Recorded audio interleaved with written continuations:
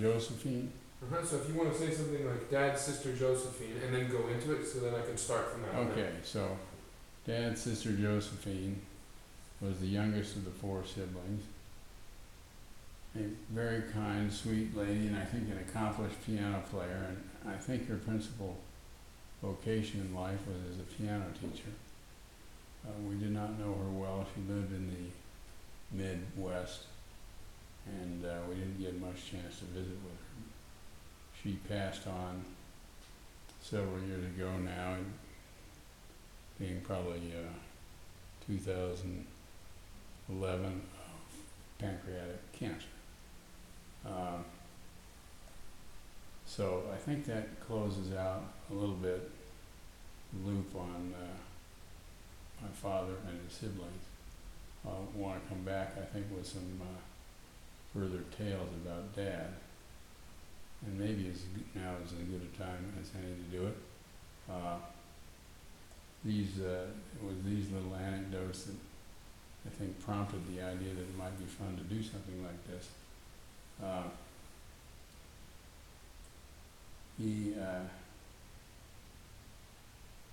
Let's see, where do we begin? He was dean of Chicago from 60 to 72. He then moved into the law firm, which still bears his name. I did not when he joined it, but does now. Friedman and Covenant was known at the time. It's now Neal Gerber Eisenberg, a pretty good sized law firm in Chicago, and went on to have, after his career as a law professor, a rather distinguished career as not a trial lawyer, but an appellate lawyer and litigating lawyer. And there are many, many tales that come out of that era. Dad and Mom were divorced in 1973, I think about the time that he was leaving Chicago. And she moved to first to Phoenix, where she lived for quite a few years, and then on to Pacific Grove on the coast in California. More of that a little bit later. But he kicked up his heels, romanced the ladies there in Chicago. One story told at his 90th birthday, which we'll get to, by one of his partners,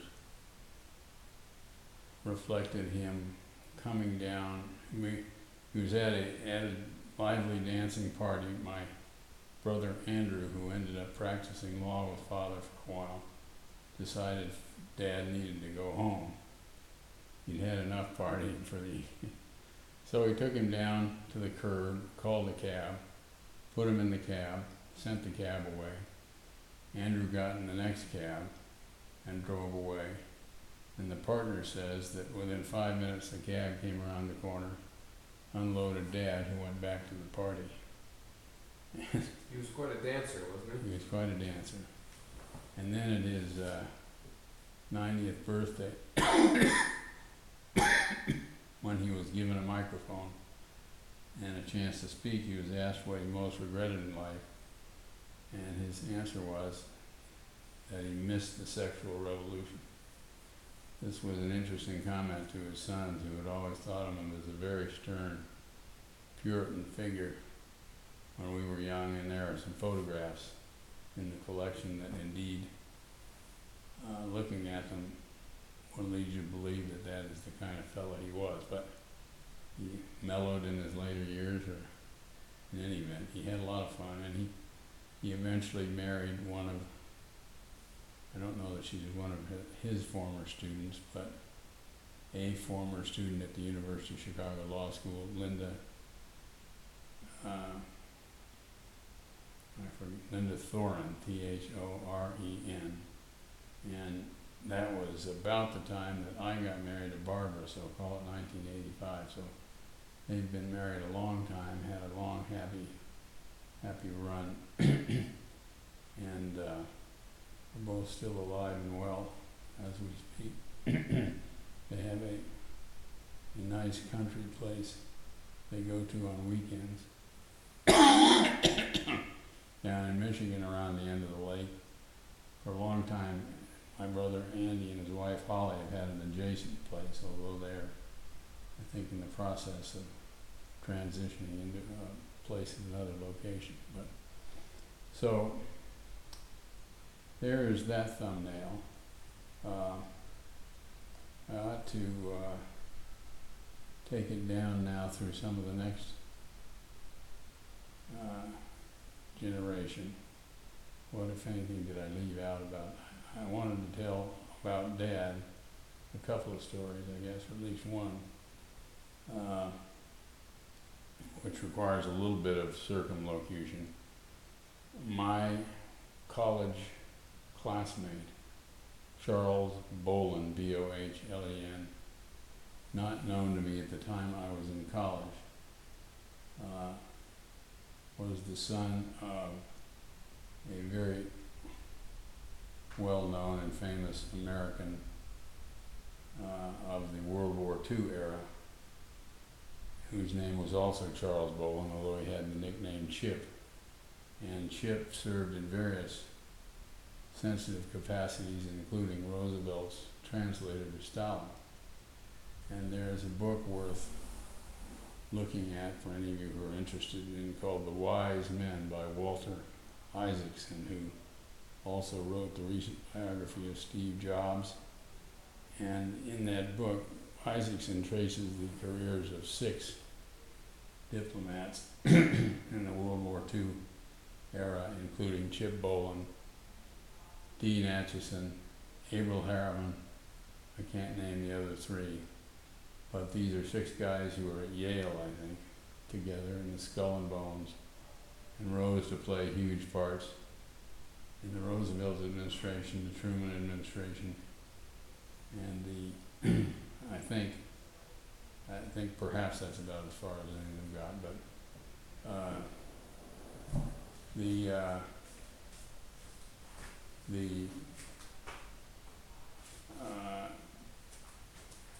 one of the adventures, several adventures Chip Bolen had included being somehow on the premises in the building where Ribbentrop and Malakoff signed the Russian Nazi anti-aggression pact that cleared the way for Hitler to invade Western Europe. And then later, somehow, Bolen found himself in a building somewhere in Tokyo. Must have been in the early days of 1942, when Jimmy Doolittle's raiders came over and bombed Tokyo. So that shows Bolen's role in the war. But it turned out that one of my sons, Tim, number 3, who was a student at Polytechnic School in Pasadena, chummed it up with a young Charlie Bolen on the football team there. They were both playing freshman football, I think.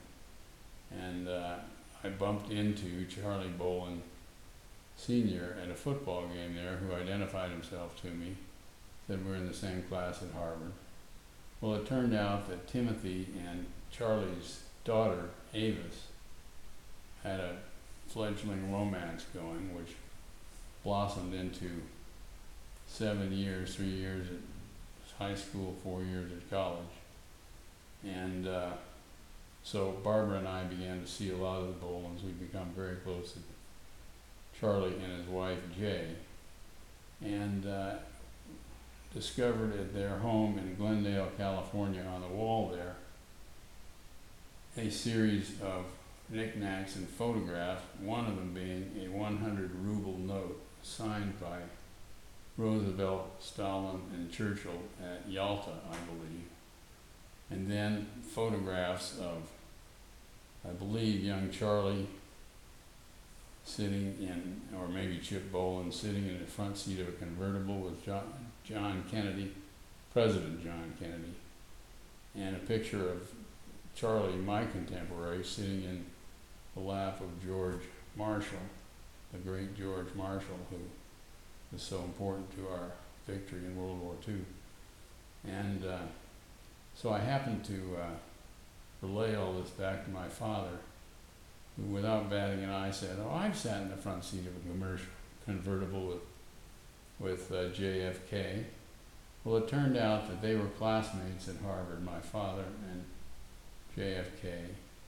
They were asked by, I believe it was somebody at the freshman union there, to go out and recruit young women to come to dances at the union. And so JFK and my father Phil went off, I guess, in the convertible, trying to round up ladies to go to the dances, and they were both handsome lads, so I suspect they had good success. The other twist there is that father apparently ended up running against JFK for class president of the Harvard class of, I want to say, 1940. And father defeated Kennedy in that election, and I'm told it's the only election that Kennedy ever lost. That's the myth anyway.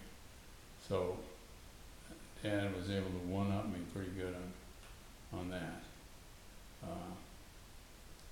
What other PCN, Phil C. Neal stories do I have? Doubtless there are some that will come to mind, but let me shift gears and move down a generation, if that makes sense.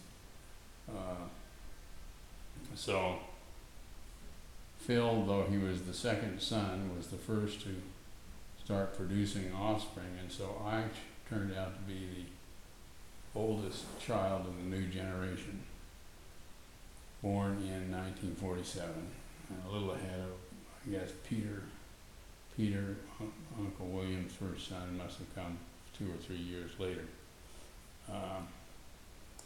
And so I grew up in Palo Alto, first in San Francisco. I guess I was born in Mount Zion Hospital in San Francisco. And we lived up there for several years. I'm not sure exactly how long, but eventually moved down to Palo Alto when Dad took up the job at Stanford around 1950, I guess. And soon thereafter along came brother Steve, 2 years behind me, and brother Tim, 6 years behind me, and then Andrew, 13 years behind. And we were all living, I should say, Andrew arrived fairly close to the end of our tenure in Palo Alto, because we packed up and moved to Chicago when Dad took the job there. And Andrew, I think, thinks of himself as a Chicagoan through and through, having lived most of his life there. So we all marched along our track, and eventually first me and then Steve and then Tim went to Harvard College. After that, I went back to California to go to law school at Berkeley. Steve wasn't far behind, going across the bay at Stanford. Tim set out, first of all, to try to become a Los Angeles policeman, an effort at which he failed, I think, based perhaps on the ethnic criteria for hiring in those days. But after some considerable period of time, he gave that up and started working in one small business or another, eventually moved to Phoenix, where he had a long run, and then back to the Bay Area, to the Monterey vicinity, where he spent a good deal of time, and he is now comfortably retired in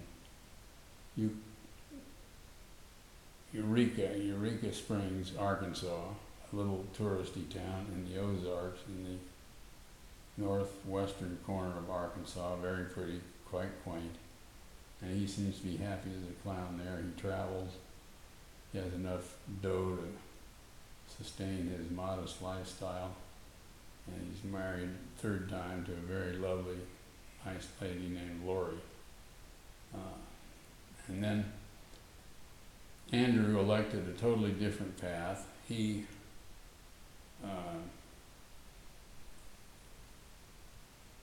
married his sweetheart out of law school.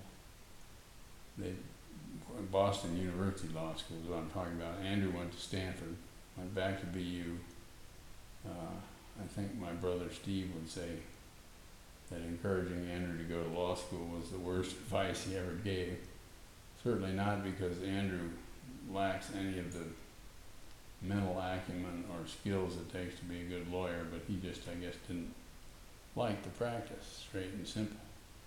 And so he practiced for a while with my dad's firm, then he set up his own firm, and he eventually gave that up at a point where he and his wife Holly had generated a brood of about 5 children, 4 boys and finally a girl at the tail end.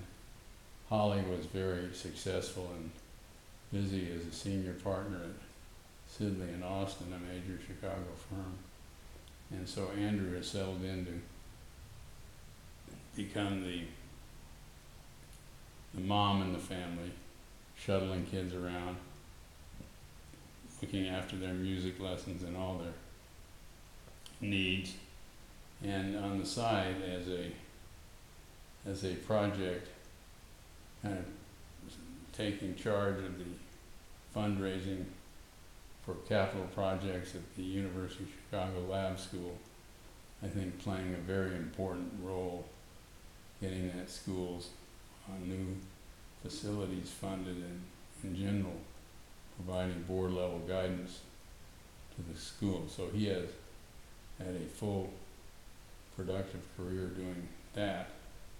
Now I double back to Brother Steve, whose career soared from early on. He came back from Stanford Law School to Kirkland and Ellis in Chicago, where he was the darling boy of Hammond Chaffetz, then the godfather of that law firm, and immediately undertook the trial of a major case that normally would not have been handed off to anybody with less than 20 years of experience or something. But Steve was full of confidence. I don't know how or why this occurred, but he talked the folks into letting him try the case, won the case, and it was the beginning of a long string of trial victories. He is a gifted, unusually gifted prodigy of a trial lawyer. Judgment, brains, guts. So he has had a fabulous career as a trial lawyer. He was the lawyer for Charles Keaton and numerous other people in big bad trouble. And he's continuing to practice. At age 65, he has added to his plate the chairmanship of Levi Strauss and also the chairmanship of the Monterey Bay Aquarium. So he's a busy boy, but it all seems to wash off his back like water off a duck. He doesn't get stressed out about it. He is a remarkable Teflon persona, and he is a terrific supporter and advocate for anybody who's got him on their team.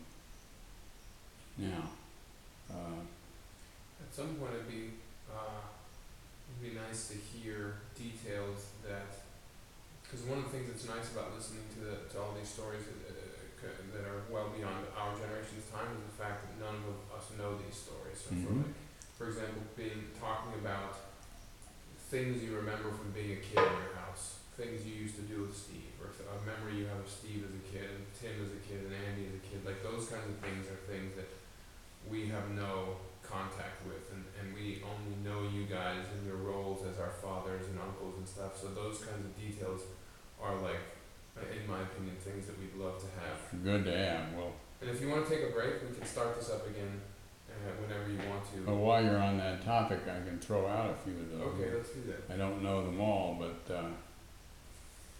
one famous Dick Steve story concerns a new wading pool that I'd been given for my birthday or something. And we're out in the yard. Steve had a kitchen knife or something, and I dared him to cut a hole in the bottom of the swimming pool. And How old were you? I don't know, we were 5, 7, something like that, not very old. And not surprisingly, he took the dare, dummy, and got in trouble with Dad about it. I was not punished for it, even though I had been dared. And I thought quite properly the criminal act was blamed on the perpetrator, not on someone who just made a little dare that I didn't really mean. Steve and I have had ongoing byplay about that. What about memories of Phil as a dad? Let's say Thanksgiving dinner, or discipline for some sort of misbehavior at school. Mamie as a mom when you were younger. Phil was one of those guys who I thought, or looking back, think had the stern moral authority that he hardly needed to say anything to be obeyed. I don't think if he spanked me more than once or twice in my youth, that would be the max. There was an issue, we kids were out pooping in the hills. I thought it was cool to go out and take a dump in the deep grass. I mean, our house, I remember my first visit to the site of our Los Altos house. It was on a hilltop above where the Foothill College now stands. And it was in the season when there was deep green grass, it was muddy. I was frightened that the car was not going to get out of there. It was stuck, the wheels were spinning. But in any event, the hills were just covered with green, and then they developed these crops of deep yellow mustard, and we'd crawl and tunnel through the mustard, and occasionally we'd take a dump somewhere out in there. And Dad got wind of that and was very stern with me about it, and sort of made me show him how I did it, I think. I can't remember, I don't think he even spanked me. I don't think he had to. He just, that's what he said, and that was it. I don't remember any other disciplinary episodes. He just had an authority about him. And indeed, far up into my college and law school years, I think I was in awe of him. And it was far along into my adult working life when I got to the point where we'd have a one-to-one conversation on an equal basis, not because of anything he did. He was very smart, and he didn't ramp it down to talk to his kids. I mean, on the other hand, I note, and I hope to include in the accompanying materials, a collection of letters sent to his law firm probably 10 or 15 years ago, 10 years ago maybe, on the occasion of a celebration of his life at the firm, in which they had solicited notes from lawyers all over the country about their experience with him as a professor. And of course there were notes among these from the very best and brightest and most successful, the O'Connors and the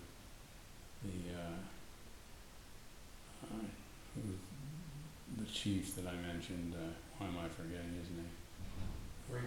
Rehnquist and others. But there were also a large number of notes from Joe Smith in Podunk, Oregon or somewhere, who'd been a student of his, clearly bottom of the class kind of student, thanking Dad for something he'd done along the way to help them along the way on their career.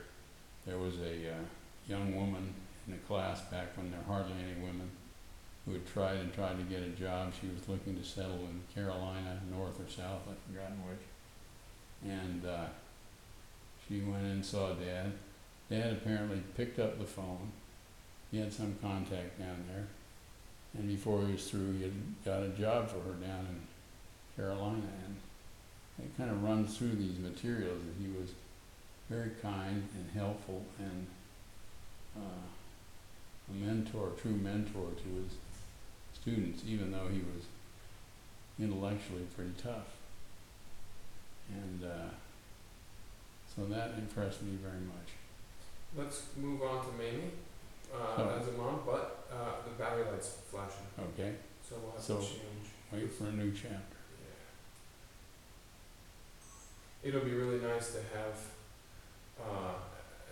those things like that. I'd never heard that story before about the wading pool, and I'd love to hear about just those years. You know, like what you remember about Christmas time, what you remember about Thanksgiving, places you used to go to Okay. visit, stories like that. Because those are the things. All the stuff before is awesome, but I know in terms of like putting the whole picture together, that would be. It will not only like bring things up, you know, to show to Andy and to Steve and to Tim and whatnot, but it'll just be nice for us to also have Yeah. on record. Now this one's still charging. Let me turn this one off. Do you want to take a break and get some food or? I'm good.